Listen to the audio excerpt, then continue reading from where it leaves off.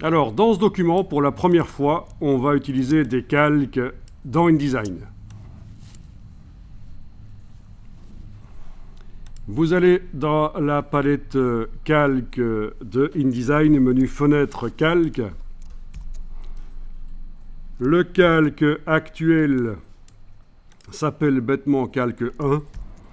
Et pour faciliter le travail dans le document, on va mettre sur un calque les images et sur un autre calque le texte.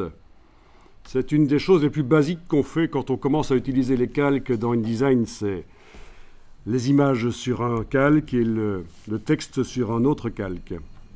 Donc vous allez double-cliquer sur le calque pour changer son nom. Là, je vais l'appeler image. OK.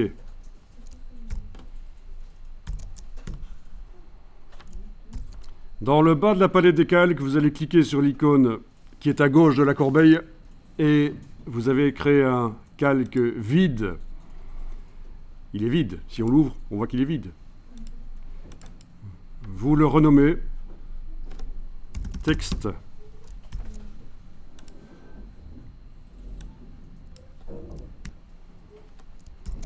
Donc sur ce calque, on mettra des textes.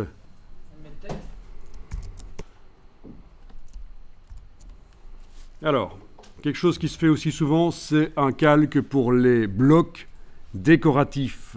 Des blocs qui sont là pour mettre des fonds de couleurs, qui améliorent la mise en page au niveau... voilà, ça va, on s'éloigne d'une mise en page Word, ça ressemble plus à une mise en page de magazine grâce à des ajouts. Donc on va faire ça. Calque, nouveau calque, donc... et vous pouvez l'appeler fond décoratif, quelque chose comme ça, voilà. Quand on travaille à plusieurs dans une entreprise, il faut s'accorder sur le nom qu'on donne au calque. Il y a une nomenclature, comme ça, quand quelqu'un reprend votre travail, il n'est pas complètement perdu.